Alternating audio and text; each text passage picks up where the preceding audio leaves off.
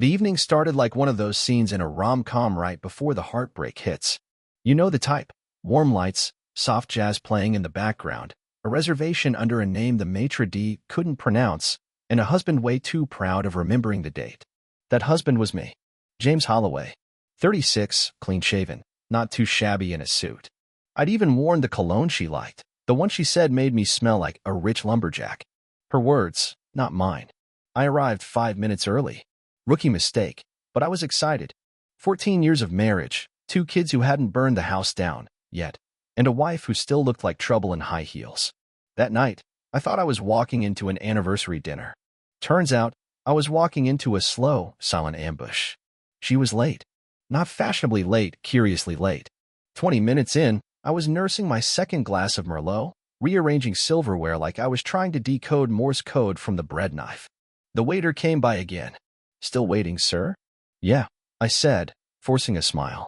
She's always late when she wants to look extra good. He gave me a tight nod, the kind of smile waiters wear when they've seen too many men lying to themselves in candlelight. At 8:42, she walked in. Chloe Holloway, née Patterson, daughter of a retired judge and a woman who could make an entrance at a bus stop. Her dress was red. Too red for a dinner with just me. She didn't kiss my cheek. She didn't smile. She slid into her seat like someone arriving at a job interview they didn't apply for. "Happy anniversary," I offered, raising my glass. She nodded. No glass raised. No, happy anything. The air between us had the same texture as one of those wool sweaters your aunt knits you for Christmas, warm, but scratchy and full of tension. "I need to talk to you," she said, after scanning the room like she was waiting for backup. "Sure," I said, "but maybe we order first? That way we can cry into our entrees if it gets emotional." She didn't laugh. That was when I knew this wasn't dinner. This was sentencing. I ordered the steak. She didn't even open the menu. Just asked for a salad. No dressing. That's not a meal. That's a threat. Chloe stared at her water glass like it held answers. I stared at her. 14 years, and I still couldn't read her when she wanted to be unreadable.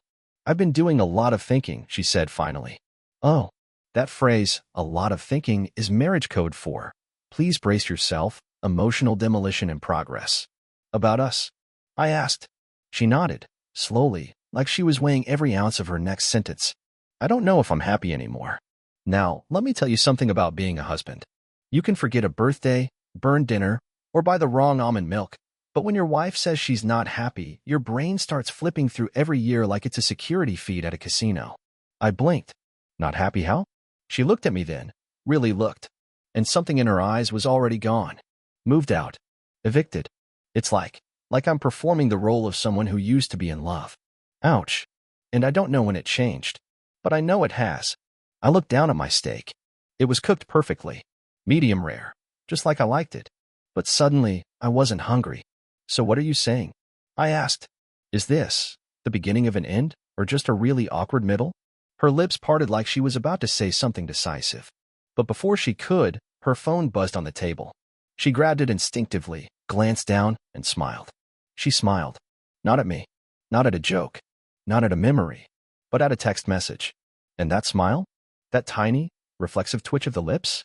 That was the first crack in the foundation. I didn't know it yet, but the whole damn house was about to fall. "You want to tell me who that was?" I asked, as casually as I could while my gut tied itself into nautical knots. Chloe looked up from her phone like she just remembered I existed. "No one. That's the answer you give when it's definitely someone." She set the phone down, face down, which is the universal sign of guilt, second only to "he's just a friend." I leaned forward. "Look, if you're trying to tell me something, now's the time to do it. I'm not a mind reader. I'm a man with a mortgage." Her shoulders stiffened. "I didn't want to do this tonight." I gave a dry laugh.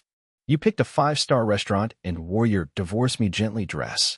I think you absolutely wanted to do this tonight." She went quiet. Then, finally, "I've been seeing someone." There it was. For words that detonated the world I thought I was living in. I didn't shout. I didn't flip the table or pull a dramatic walkout. I just sat there, still, like someone who's just realized the plane's going down and he's in the middle seat. "How long?" I asked. My voice was barely above a whisper. She didn't hesitate. 6 months. 6 months. That wasn't a mistake. That was a part-time job. I nodded slowly, then reached for my wine glass, Because if I was going to get gutted, I might as well do it with a little Cabernet courage. And let me guess. I took a sip. It's not about him. It's about how you feel when you're with him. She looked away. That was confirmation enough. You know what's funny? In that moment, I didn't feel rage. I felt insulted.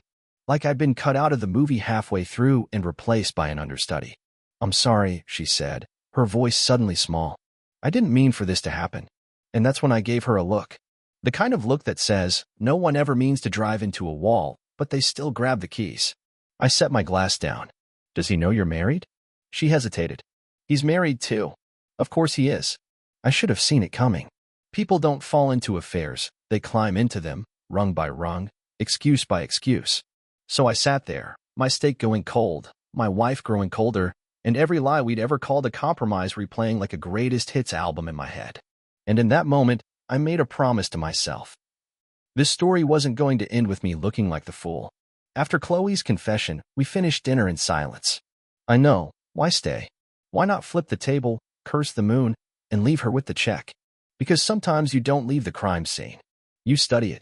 She had betrayed me. That much was now confirmed. But I wasn't about to give her the satisfaction of seeing me fall apart over creme brulee. As she forked at her sad little salad, more for show than substance, I sipped my wine and watched her. Not like a wounded husband, but like a man reading a puzzle. Because make no mistake, Chloe's infidelity wasn't just a mistake. It was a carefully managed operation. I leaned back and asked, so what happens now? She blinked, like the question hadn't occurred to her. Because of course it hadn't. Most people don't think beyond the confession. They think it's the finish line, not the starting gun. I don't know, she said, as drifting down to her plate. Well, I said, let me know when you do. I'll be around. For now. I watched the weight of those two words, for now, land on her like a delayed grenade. Back home, she went upstairs first. I took the long route, checking the mail, feeding the cat, even folding a throw blanket we never actually used. Everything except going to bed. She was already asleep by the time I walked into our bedroom. Or pretending to be. She faced the wall, her breathing just a little too rhythmic to be real. I stood there, looking at her back. That same back I used to press against on cold nights. The same back I'd once traced with my fingers during our honeymoon in Tulum. Now it looked unfamiliar, like it belonged to someone else. I didn't say a word, just changed into sweats, grabbed a pillow, and went to the couch. That was the first time I slept outside our bedroom. But it wouldn't be the last. The next morning, the house was a performance. We moved around each other like coworkers avoiding small talk in the break room. She poured her coffee in silence. I buttered my toast like it owed me money. Eventually, she said, we should talk later. I nodded. Absolutely. She wasn't expecting that. She wanted a fight. She wanted emotion. She wanted me to lose control so she could feel justified. But I didn't give her any of that. I gave her something far more dangerous. Calm. That night, I started digging. Not through her phone, too obvious. Not her emails, she was a lawyer, after all. Chloe could outmaneuver a subpoena blindfolded. No, I started smaller. Patterns. Routines. The details that slip when people get comfortable in deception. I remembered the yoga class that kept getting rescheduled. The business trip that returned with 10 lines. The restaurant bill that showed up in our shared account with 2 entrees and a bottle of wine she didn't drink. I wasn't just looking for proof. I was building a map. Because if she wanted out, fine. But I'd be damned if she walked away clean. 3 days passed. We coexisted like diplomats during a ceasefire, polite, hollow, and waiting for the next move. Then on Thursday, she slipped. She came home wearing heels I hadn't seen before. Her blouse was buttoned wrong, off by 1, a rookie mistake. And her perfume? Not the soft vanilla she usually wore. This was sharp, expensive, foreign. Cologne, maybe. His. She didn't speak much that night, just mumbled something about work and drifted off to shower. I stared at her phone sitting on the counter. Locked, but I didn't need it. Not yet. Because she was already telling me everything I needed to know. Friday, I visited an old friend, Ryan Talbot, private investigator. Retired cop, part-time bourbon snob, and one hell of a bloodhound when it came to secrets. We used to play poker every other Thursday. Now, I handed him an envelope with a photo of Chloe, her license plate number, and a brief, painfully factual summary. Ryan read it, then looked at me. You want photos, timestamps, video? I want everything, I said. I want the kind of file that makes her flinch when her lawyer opens it. He nodded. Give me a week. Take 3 days, I replied. I've already wasted 6 months. Back at home, I played the role. Quiet, pleasant, unshaken. I made dinner. I asked about her day. I smiled. And every night, when she slept, I wrote. Notes. Questions. Ideas. I kept a legal pad on the coffee table and scribbled like a man possessed. Not just about her. About me. About us. About what this betrayal had done to my sense of reality. But mostly, I wrote plans. Because this wasn't going to be a shouting match. It was going to be a symphony. Slow, deliberate, precise. And when it played, she'd hear every note. Ryan Talbot didn't disappoint. Monday morning, I found a manila envelope sitting in my mailbox like it was dropped off by Karma herself. It wasn't sealed. Didn't need to be. Inside, every page was a scalpel, clean cuts through months of lies. Photos. Date stamped. High resolution. Chloe stepping out of a car I didn't recognize.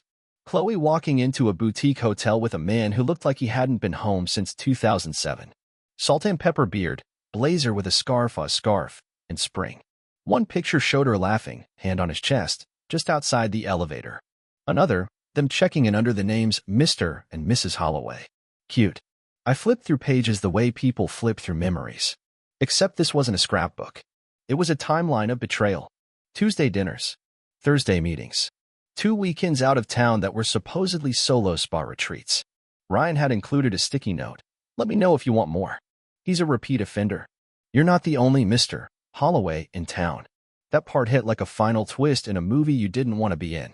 I dropped the envelope on the table, sat down, and stared at the ceiling. For the first time in weeks, I felt nothing. Not anger. Not heartbreak. Just confirmation. I wasn't paranoid. I was precise. Now it was time to return the favor. That night, Chloe walked in wearing yoga pants and carrying a smoothie. Innocent. Harmless. As if she hadn't just spent the afternoon pretending to be someone else's wife. How was your day? She asked. Enlightening, I said, and kissed her on the forehead like a ticking time bomb. She smiled, clueless. It would be the last normal evening she'd ever have in this house. By Tuesday, I had already visited a divorce attorney. A good one. The kind you don't find in commercials or Yelp reviews. The kind with a mahogany office and a secretary who looked like she could out-negotiate the Pentagon. Her name was Meredith Falk. She listened to everything I said without flinching. No pity, no judgment, just sharp questions and sharper eyes. Do you want the house? She asked. Yes. Kids? We don't have any. Just a dog. I want him too. She scribbled. Alimony. I hesitated. Only if it ruins her day. Meredith gave a half smile. My kind of client. Then she handed me a checklist. Documents to gather. Financial records. Tax returns. Shared assets. And something she called the departure file, a collection of everything I'd need to make my exit without drama. It's not about vengeance, she said. It's about leverage. If she wants war, we'll be prepared. If she wants peace, we'll dictate the terms. That night, I made copies of everything. Quiet as snowfall, I slid bank statements into folders, downloaded email chains, and pulled receipts from the junk drawer. I moved through the house like a ghost, each file a brick in the wall I was building between me and her. On Thursday, Chloe came home with wine. Her way of softening me before asking for something. She poured 2 glasses like we were still pretending. I was thinking, she said, settling onto the couch next to me. Maybe we should take a break. Not a separation. Just space. There it was. The carefully worded exit strategy. The soft launch of a divorce. I nodded, sipping my wine. That might be good for both of us. She looked relieved. Like she thought she was guiding the conversation. We could figure out how we feel. Maybe we've grown apart. Maybe. Maybe you've just grown out of pretending, I said. She blinked. What's that supposed to mean? I turned toward her, calm as ever. I know, Chloe. About him. About the hotel. About the fake spa weekends. All of it. Silence. Her mouth opened slightly, then closed. No denial. Just recalibration. That told me everything. She wasn't surprised I found out. She was surprised I didn't explode. She stood, defensively. So what now? You want to scream? Throw things? Kick me out? No, I said, setting my glass down. I want you to remember this night. Because this is the last time you'll feel like you're in control. Her eyes narrowed. You think you're going to take everything? No, I said, standing slowly. I don't need to take everything. Just enough that you feel it. I walked to the bedroom. pulled the envelope from the drawer, tossed it on the coffee table in front of her. Ryan took these. Private investigator. Used to be a cop. Loves scotch. Hates cheaters. She flipped through the photos, face draining of color. You followed me? No, I hired someone to do it better. She dropped the folder like it was radioactive. I leaned in, just enough to let her see the edge in my smile. You thought you were playing chess, but you brought a checkers board. That night, she didn't sleep in our room. She claimed the guest bed, but I doubt she slept at all. That's what guilt does when it's cornered. It doesn't rest, it spins. But me? I slept like a king. Because the next part of the plan? It would be worse than anger. It would be civilized. And she wouldn't see it coming. The next morning was a masterclass in awkward civility. Chloe shuffled into the kitchen in a robe she didn't own when we were happy. Her eyes were puffy, lips pursed like she was still chewing on the taste of consequence. I was at the stove, flipping eggs with all the serenity of a man who'd already called his attorney before sunrise. You made breakfast? She asked cautiously. I did, I said, sliding 2 eggs and toast onto a plate. Yours is in the microwave. Mine's here. You didn't make us plates? I turned and met her eyes. We're not an us anymore. You're just a woman staying in my house with suspiciously high cheekbones and a suspiciously low moral compass. She didn't respond. Just opened the microwave, took her plate, and sat at the island like she was crashing brunch at a stranger's place. After a few minutes, she cleared her throat. So, what happens now? Funny. People only ask that after they've set fire to the map. Well, I said, you can take your time moving out. I'll give you 2 weeks. You can sleep in the guest room. My lawyer will be in touch. She blinked. You're kicking me out? Let's not dramatize it. I'm inviting you to leave a house you betrayed. I didn't betray the house. But you did betray the man who paid for it. Subtle difference. She tried to hold my gaze, but her shame kept looking away. James, come on. This doesn't have to get ugly. I smiled. Chloe, it's already ugly. You just didn't expect me to be this calm about it. By noon, she'd already made a dozen calls. I know because I stood outside on the porch, sipping coffee while her voice echoed through the open window like a bad daytime drama. I heard things like, I don't know what happened, he just snapped to. And, he has photos, Melissa. Like printed photos. Who does that? I didn't interrupt. Let her flail. Let her paint me as the unhinged one while she fumbled for a support group that wouldn't ask too many questions. The more she talked, the more I realized something. Chloe had built her image like a publicist for a movie that no one should watch twice. She was all polish and posture. But now the curtain was gone, and the audience could see the wires. That afternoon, I made a quiet visit to the bank. I'd already moved half of our joint savings into a personal account. Nothing shady, well within my legal right. Meredith had walked me through it. I also canceled her credit card. Again, legal. We weren't divorced yet, but I was simply limiting exposure to additional joint debt. Law language is delightful like that. By evening, the reckoning had finally clicked. She stormed into the living room like a tabloid headline in motion. You froze the Amex? Correct, I said, without looking up from my book. That's my card. No, Chloe. It's our card. You just used it like it was sponsored by betrayal. Her jaw dropped. She wasn't used to this version of me, the one who didn't beg or break. She preferred the version that tried to please her while ignoring his own gut. Too bad. That guy was gone. You can keep the Corolla, I added. I'll keep the Audi. Fair trade. You're dividing assets already? I turned the page. We're not dividing assets. We're dividing damage. She opened her mouth again, but the moment passed like a storm cloud drifting without rain. The next few days were quiet, if you define quiet as the sound of a guilty woman tiptoeing through a house like it belonged to someone else. She cooked her own meals, took long showers, slept with her door locked. And every day, I logged everything. The dates, the expenses, the silence. All of it went into a neat folder for Meredith labeled post-discovery behavior. Another scalpel in the toolkit. Then on Friday, a knock. She opened the door and found herself face-to-face with a process server. This is for you, ma'am, he said with professional indifference, handing over the divorce papers. I watched from the hallway as she stood there frozen, fingers trembling on the envelope. You served me, she hissed later, eyes wide. Of course, I replied. This is America. We serve food in subpoenas. That night, she cried. Not loud. Not messy. Just the quiet kind of sobbing that fills a hallway at 2 a.m. like fog rolling in. I didn't comfort her. Not because I hated her, but because it wasn't my job anymore.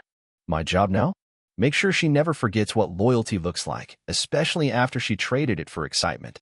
She didn't just lose me. She lost the version of herself that was worth staying for.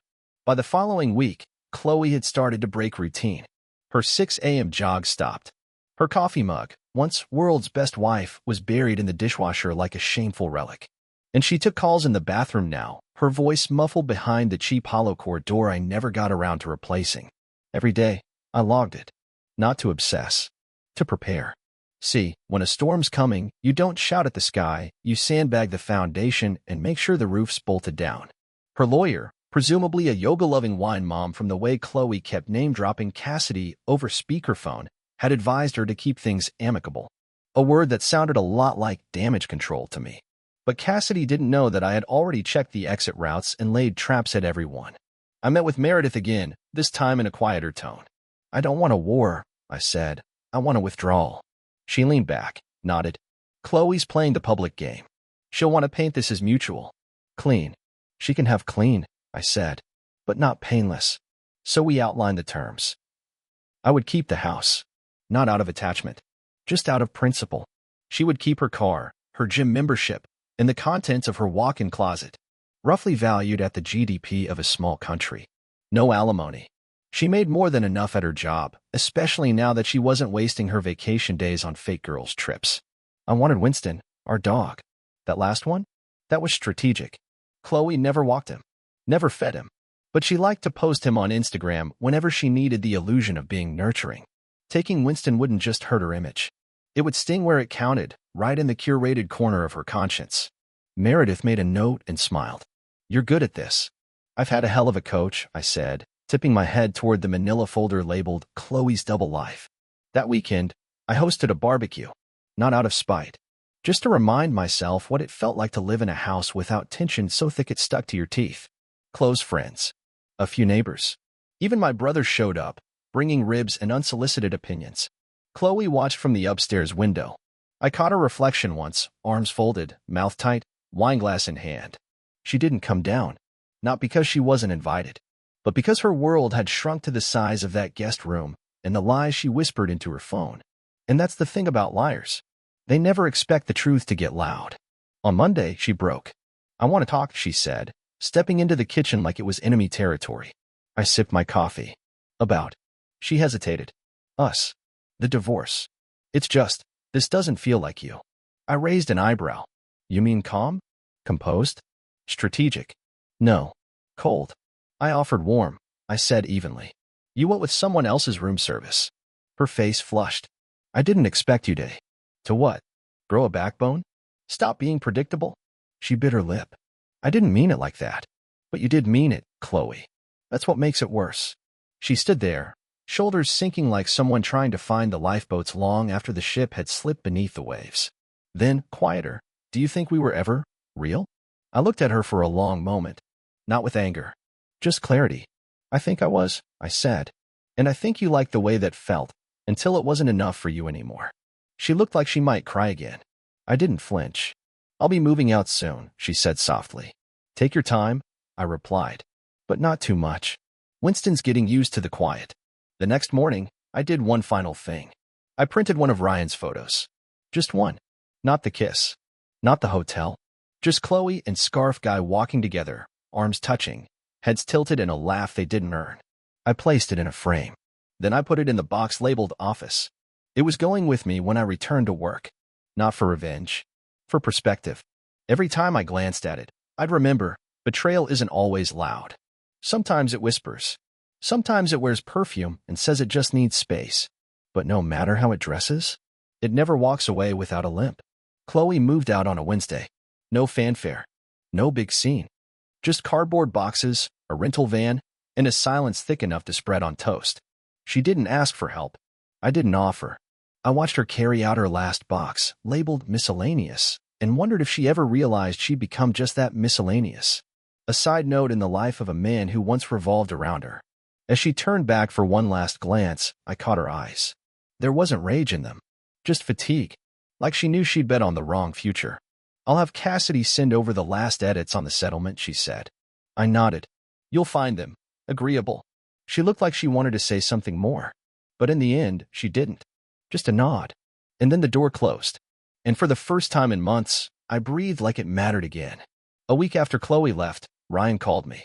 "Hey," he said, "you'll want to see this." He emailed me a screenshot of Scarf Guy, whose real name, apparently, was Ethan Voss, arguing with a woman in front of a Pilates studio. That woman was not Chloe.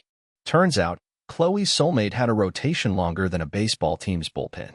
I smiled, not because I needed vengeance, but because the truth had its own timing and Chloe had just met hers. Later that day, I sent her a brief message. "Tell Ethan thanks for the scarf. I've been using it to walk Winston when it's chilly." No reply, just a read receipt. Sometimes silence is louder than fury. That weekend, a mutual friend messaged me. "Dude, Chloe's Instagram went dark. Deleted everything." I replied, "New beginnings." Because by then, mine already had. 6 months later, the papers were finalized. No court battles. No alimony. The house was mine. Winston was snoring on the couch. My mornings were peaceful again. My evenings weren't filled with fake smiles and half-truths. But here's the twist. I didn't hate Chloe. Not anymore. You can't hate a fire for burning when you're the one who kept feeding it. I mailed her one last thing, an old photo of us from our honeymoon in Tulum. No note. No venom. Just a picture of two people who once believed in something. Because that chapter mattered. Even if it ended in ashes, it was still part of the story. As for me, I started dating again. Slowly. Carefully. With the war wounds well dressed and the wisdom stitched into my smile. I don't trust easy. I don't love blindly. But I'm not bitter. I'm just rebuilt. Stronger. Smarter. Still sharp. Because while she played games, I learned the rules. And in the end, I didn't just survive. I won.